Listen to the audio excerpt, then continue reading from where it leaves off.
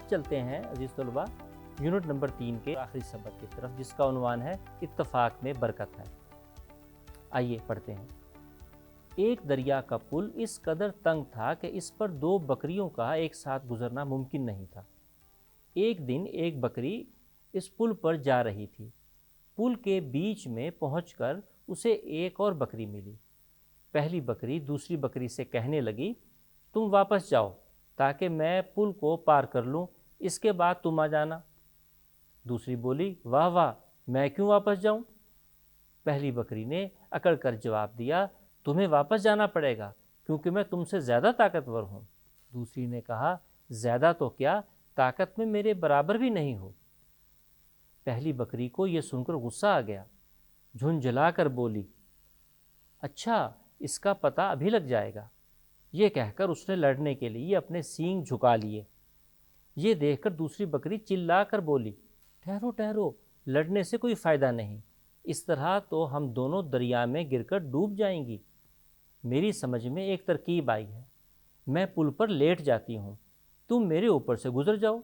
یہ کہہ کر وہ پل پر لیٹ گئی اور پہلی بکری آہستہ آہستہ اس کے اوپر سے گزر گئی۔ اگر یہ بکریاں آپس میں لڑنے لگتیں تو ایک کی بھی جان نہ بچتی۔ آپس میں اتفاق اور سمجھوتا کرنے سے دونوں کی جان بچ گئی۔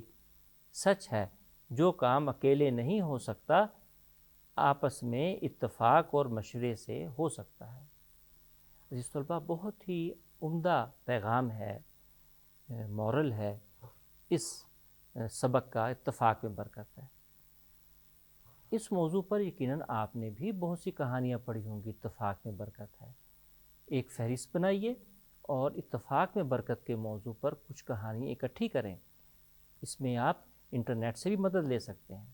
اس میں الفاظ بہت آسان استعمال کیے گئے ہیں، لیکن پھر بھی چند الفاظ ایسے ہیں، مثال کے طور پر پہلی بکری کو یہ سن کر غصہ آ گیا، جھنجھلا کر بولی۔ اس پر عزیز طلباء بنیادی طور پر پیش ہے، لیکن ڈال ایسے نہیں جاتا کہ ہمیں پتہ ہے، کیونکہ جھنجھلا کوئی لفظ نہیں ہے، جھنجھلا کر، ٹھیک ہے نا، اس کو آپ نے دیکھنا ہے، جھن جلا کر، جے کا استعمال ہے اور پھر جلا کر، بعض اوقات اس کو جھنجھلا بھی کہہ دیتے ہیں جو کہ غلط ہے۔